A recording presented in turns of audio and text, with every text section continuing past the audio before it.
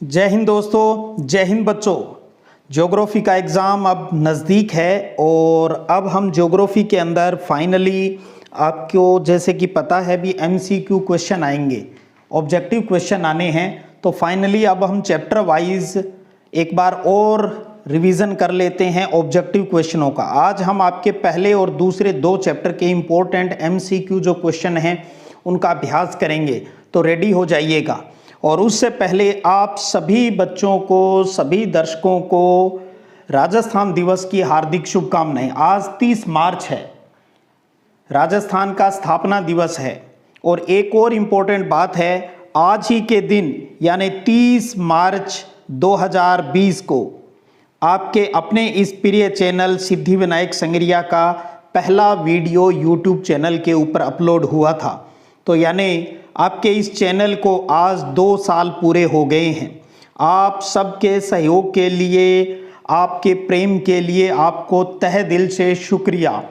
आप सबका प्रेम ही है जो मुझे मोटिवेट करता है और मेरे इस काम को और अच्छे से आगे बढ़ाने के लिए प्रेरित करता है।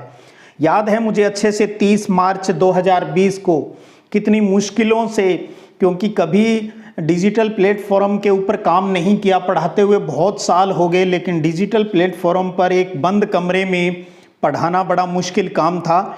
और वो 30 मार्च का दिन था। बहुत बार अभ्यास करने के बाद सौरमंडल की एक क्लास है वो मैं ले पाया था। तो आपसे एक चीज़ और, जो नए बच्चे हैं जिन्होंने वो वीडियो नहीं देखा तो ज़रूर देखिएगा। बहुत प्रयास किया है मैंने अपने आप में डिजिटल प्लेटफॉर्म के ऊपर इम्प्रूवमेंट लाने में, और इसमें सबसे बड़ा रोल मेरे कछुओं का रहा है। तो मेरे कछुओं को बहुत बहुत थैंक यू उस प्रेम के लिए जो उन्होंने आज दिन तक बनाए रखा है और बहुत बार मैसेज भी डालते हैं। और उसके बाद 2021-22 के बच्चों ने भी उसी प्रेम को मेरे कछुओं की तरह कंटिन्यू रखा है। आप सबको thank you, thank you, thank you. इसी प्रकार प्रेम बनाए रखिएगा। ये आपका अपना चैनल है जहाँ सिर्फ आपके फ़ायदे की ही बात होती है। चलिएगा स्टार्ट करते हैं आज के पहले और दूसरे चैप्टर के इम्पोर्टेंट एमसीक्यू क्वेश्चनों के ऊपर। आज का पहला प्रश्न है आपके सामने, अब देखिए।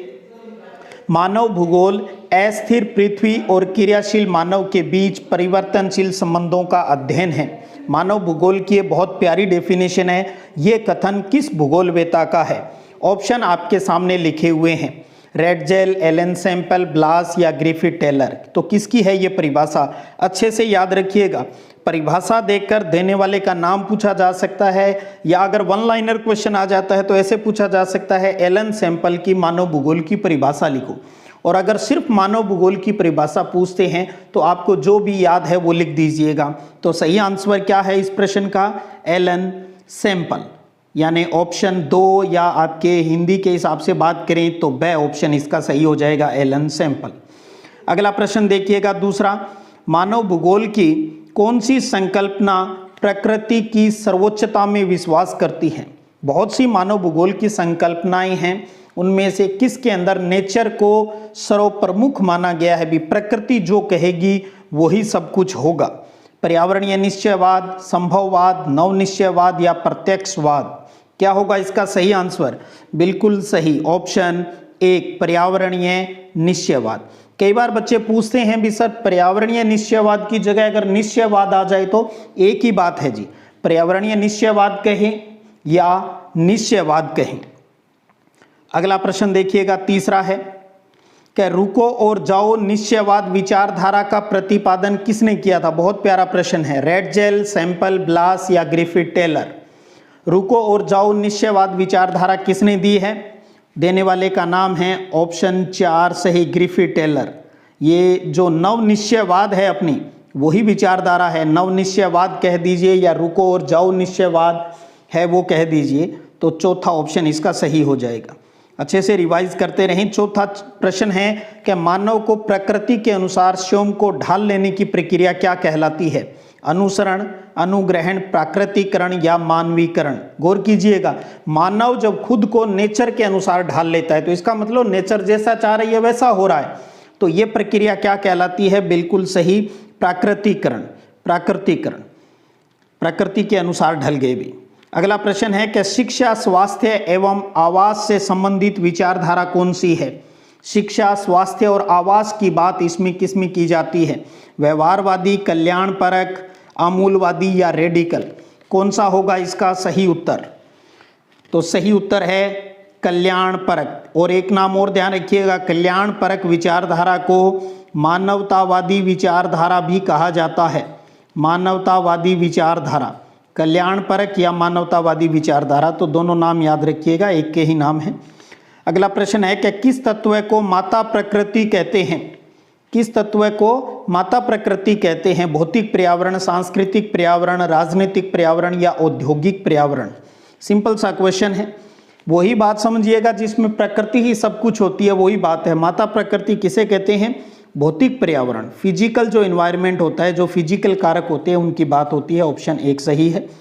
अगला प्रश्न देखिएगा कि मनोविज्ञान मानव भूगोल की किस उप शाखा से संबंधित है? आपको पता है भूगोल की 2 ब्रांच हो गई अध्ययन के लिए, मानव भूगोल और भौतिक भूगोल। फिर मानव भूगोल के आगे कई क्षेत्र आते हैं, सामाजिक भूगोल, नगरीय भूगोल, राजनीतिक, जनसंख्या, आवास और आर्थिक भूगोल की बात करते हैं।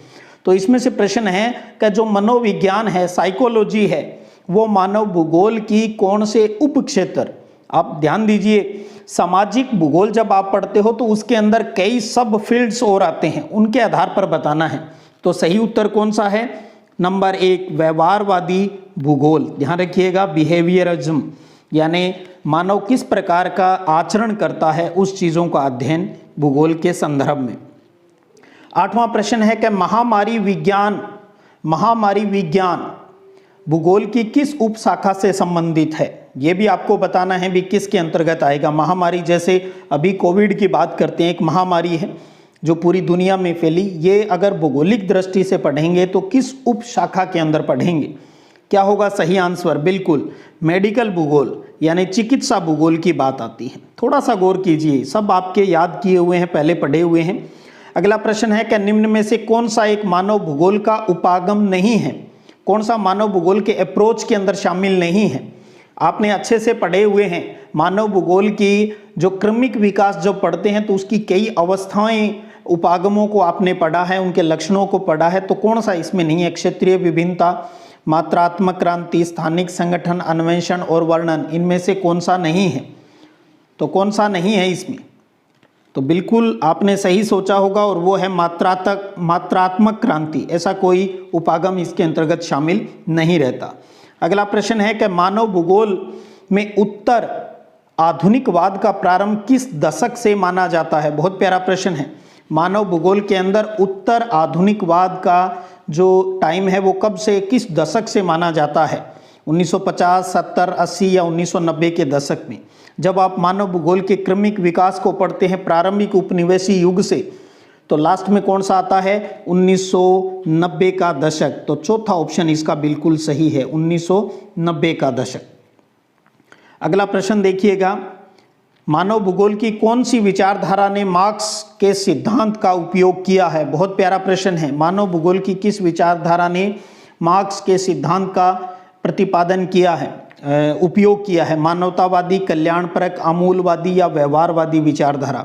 तो सही उत्तर क्या होगा? आमूलवादी विचारधारा। और ध्यान रखिए, आमूलवादी विचारधारा का एक नाम और है, और वो है रेडिकल विचारधारा भी कहते हैं।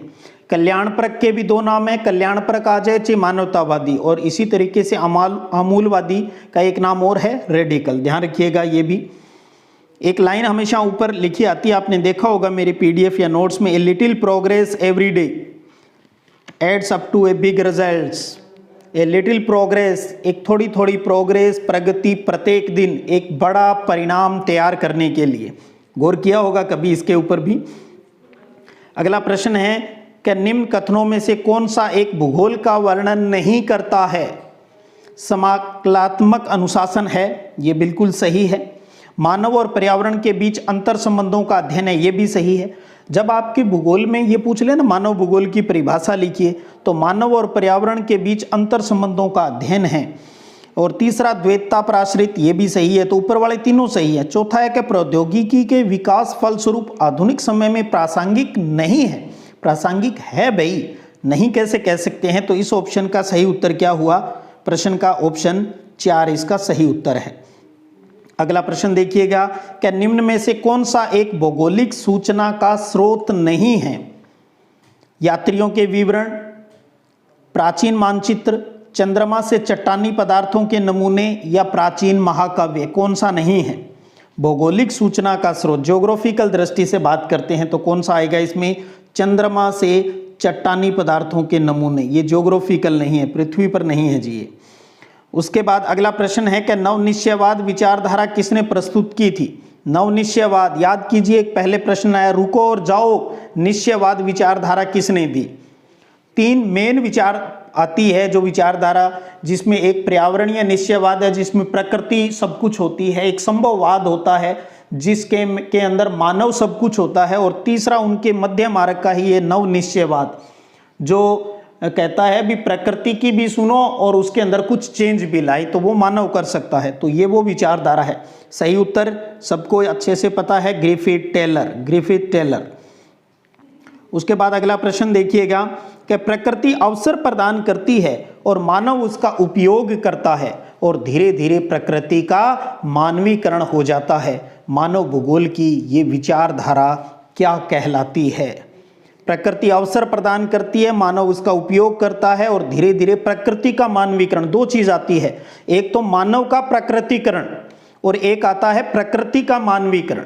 आपने मानव का प्राकृतिकरण के अंतर्गत बेंदा की बात पढ़ी है और एक प्रकृति का मानवीकरण में आपने ट्राइडहाइम शहर के बारे में पढ़ा है, रूपांतरण के बारे में पढ़ा है। तो सही उत्तर क्या होगा इसका? बिल्कुल सटीक, संभववाद आता है इसका सही उत्तर। अगला प्रश्न देखिएगा 16वां, क्या मानव भूगोल की किस विचारधारा का संबंध मुख्यतः लोगों के सामाजिक कल्याण के विभिन्न पक्षों से है? सामाजिक कल्याण की बात आती है तो कौन सी विचारधारा है इसका सही उत्तर? ऑप्शन आपके सामने लिखे हुए हैं, तो वो ऑप्शन है आपका 3 नंबर ऑप्शन, मानवतावादी विचारधारा, या जिसे हम क्या कहते हैं? कल्याणपरक विचारधारा भी कहते हैं। अगला प्रश्न देखिएगा 17वां, मानव भूगोल मानव समाजों और धरातल के बीच संबंधों का संश्लेषित अध्ययन है। 2 महत्वपूर्ण परिभाषा है। टोटल आपने देखा व्यक्ति विशेष के आधार पर 3 डेफिनेशन है, एक रेड जेल की, एक सैंपल की और एक ब्लास की। तो ब्लास वाली सबसे बड़ी डेफिनेशन है वो है जिसमें हम हमारी पृथ्वी को नियंत्रित करने वाले भौतिक नियमों और इस पर रहने वाले जीवों के मध्य संबंधों के अधिक संश्लेषित ज्ञान से उत्पन्न संकल्पना है। पढ़ी होगी आपने अच्छे से, तो 2 तो अच्छे से जरूर याद रखें, रेड जेल की और सैंपल की। और ये परिभाषा किसकी है अच्छे से याद हो चुकी है अब तक आपके, और वो है रेड जेल। अगला प्रश्न देखिएगा, अब हम सेकंड चैप्टर की ओर रुख कर रहे हैं। पहला प्रश्न है सेकंड चैप्टर का और टोटल 18वां, निम्न में से कौन सा जनसंख्या वितरण को प्रभावित करने वाला आर्थिक कारक है? 2 तरीके के कारक हमने पढ़े हैं, एक भौगोलिक कारक और दूसरा आर्थिक कारक। यहां पूछा इनमें से आर्थिक कारक कौन है? तो देखिए भू आकृति की बात आती है तो भौगोलिक है, जलवायु भी भौगोलिक है, मृदा है ये भी भौगोलिक है। तो आर्थिक के अंदर कौन सा बच गया अपना? औद्योगिकीकरण। औद्योगिकीकरण है वो आर्थिक है, जिसमें खनिज, नगरीकरण और औद्योगिकरण ये 3 शब्द जरूर याद रखिएगा, ये आर्थिक कारक में आते हैं। अगला प्रश्न है कि जनसंख्या वृद्धि और विकास, आर्थिक विकास, जनसंख्या वृद्धि और आर्थिक विकास में किस प्रकार का सह संबंध पाया जाता है? धनात्मक, ऋणात्मक, शून्य या इनमें से कोई नहीं? तो इन दोनों में ऋणात्मक संबंध होता है। जनसंख्या ज़्यादा बढ़ती है तो डेवलपमेंट है वो कम हो जाता है, क्योंकि सोर्सेज है वो कम होते जाते हैं। अगला प्रश्न है कै प्रदेश का क्षेत्रफल 100 वर्ग किलोमीटर है और जनसंख्या है वो 1,50,000 है, तो उस प्रदेश का जनसंख्या घनत्व है वो कितना होगा? अब आपको फॉर्मूला पता होना चाहिए, जनसंख्या घनत्व डेंसिटी, इसके अंदर क्या होता है? कुल जनसंख्या बटा में कुल क्षेत्रफल की बात आती है। तो जनसंख्या है 1,50,000 और क्षेत्रफल है 100 वर्ग किलोमीटर, तो 2 बिंदी से 2 बिंदी कट गई तो कितना बचा? 1500। तो सही उत्तर क्या हो गया? ऑप्शन 3, 1500 व्यक्ति प्रति वर्ग किलोमीटर। इस प्रकार का प्रश्न 1.5 नंबर वाले में भी पूछा जा सकता है, बस वहाँ इतना होगा फॉर्मूला लगाकर आपको हल करना होगा। अगला प्रश्न देखिएगा 21वां, का निम्न में से किस महाद्वीप में जनसंख्या वृद्धि है वो सर्वाधिक है? 21वां प्रश्न आपके सामने है, किस महाद्वीप में जनसंख्या वृद्धि है वो सर्वाधिक हो रही है? तो वो कौन सा है? अफ्रीका महाद्वीप। पॉपुलेशन ग्रोथ है वो यहाँ पर धीरे धीरे बढ़ती जा रही है। अगला प्रश्न है कि निम्न में से कौन सा एक विरल जनसंख्या वाला क्षेत्र नहीं है? गौर कीजिएगा, नहीं पूछा है। जहां पर विरल जनसंख्या नहीं है इसका मतलब ज्यादा है, तो ज्यादा जनसंख्या कहाँ मिलती है अपने को, ये बताना है। अटाकामा, भूमध्य रेखीय प्रदेश, ध्रुवीय प्रदेश या दक्षिणी पूर्वी एशिया, इन चारों की बात करें तो सबसे ज़्यादा जनसंख्या कहाँ मिलती है? दक्षिणी पूर्वी एशिया में मिलती है। तो इसका मतलब ये विरल जनसंख्या वाला क्षेत्र नहीं है, तो इसलिए ऑप्शन 3 है वो सही हो जाएगा। अगला प्रश्न है कि निम्न में से कौन सा एक प्रतिकर्ष कारक नहीं है? प्रतिकर्ष कारक नहीं है। जलाभाव ये प्रतिकर्ष कारक है, बेरोजगारी प्रतिकर्ष कारक है, महामारी प्रतिकर्ष कारक है, चिकित्सा या शैक्षणिक सुविधाएं ये क्या होती है? अपकर्ष कारक है, क्योंकि ये तो हमें अट्रैक्ट करती है। तो प्रतिकर्ष कारक नहीं पूछा है तो तीसरा ऑप्शन हो जाएगा। जब भी आप बोर्ड परीक्षा में ऑब्जेक्टिव क्वेश्चन करें थोड़ा सा ध्यान लगा कर कीजिएगा, एक भी प्रश्न आपका गलत नहीं होगा। अगला प्रश्न है कि निम्न में से कौन सा एक कथन सत्य नहीं है? विगत 500 वर्षों में मानव जनसंख्या 10 गुना से अधिक बढ़ी है। सही बात है ये तो। 5 अरब से 6 अरब तक बढ़ने में जनसंख्या को कितने वर्ष लगे हैं? 100 वर्ष लगे हैं। ये बात कुछ हजम नहीं हो रही, क्योंकि 5 अरब से आपने पढ़ा है अच्छे से, 5 अरब से 6 अरब होने में मात्र कितने वर्ष लगे थे? 12 साल लगे थे। लेकिन यहाँ क्या लिखा हुआ है? 100 वर्ष लगा हुआ है। इसका मतलब ये कथन सत्य नहीं है। और ऑप्शन भी पढ़ें। जनांकीय संक्रमण की प्रथम अवस्था में जनसंख्या वृद्धि धीमी होती है, ये भी सही है। विश्व जनसंख्या में प्रतिवर्ष 8 करोड़ लोग हैं वो जुड़ते जाते हैं। तो पहला, तीसरा और चौथा सही है। असत्य पूछा है तो दूसरा ऑप्शन है। तो ये थे आज के अपने पहले और दूसरे चैप्टर के टोटल 24 क्वेश्चन हैं, और ये अपने टेलीग्राम चैनल के ऊपर शेयर भी किए हुए हैं। आज ज़रूरत है बस परीक्षा से पहले अब इनको थोड़ा सा रिवाइज कर ले, इनसे जुड़ी हुई थोड़ी सी बातें सुन ले, चाहे आप फास्ट स्पीड के अंदर सुन ले, आपको बहुत बेनिफिट होगा। उम्मीद करता हूँ आज की इस अपनी अनोखी सीरीज से भी आपको फ़ायदा होगा, क्योंकि अब हम फाइनली 4 तारीख के लिए अपने आप को प्रिपेयर हैं वो कर चुके हैं, बस रिवाइज करते जा रहे हैं। करत करत अभ्यास के जड़मति होत सुजान। तो 30 मार्च आज राजस्थान का स्थापना दिवस और सिद्धि विनायक संग्रिया यूट्यूब चैनल का भी स्थापना दिवस। 2 साल पूरे कर लिए हैं आप सबके प्रेम से। आप सबको ढेर सारी बधाइयाँ। चलिएगा, कल फिर मिलेंगे इसी जोश और जुनून के साथ। डटे रहिएगा, अपना मिशन है अब की बार 90 पार। जब तक तोड़ेंगे नहीं तब तक छोड़ेंगे नहीं, झुकने का तो सवाल ही नहीं है। ऐसे सारथी है मेरे पास जो हौसला दिलाना जानते हैं, तोड़ना नहीं। आपका कोई भी साथी अगर आसपास का कमज़ोर हो रहा है तो उसका हौसला बनकर साथ खड़े हो जाइएगा। भी कुछ नहीं, बहुत आसान है सब कुछ। आपका थोड़ा सा जो प्रयास है, थोड़ी सी अच्छी सी बात किसी की ज़िंदगी बदल सकती है। ऐसा ही मैं आप पर यकीन रखता हूँ भी आप भी औरों का हौसला बन रहे हो। चलिएगा, फिर मिलेंगे, तब तक जय हिंद, जय भारत।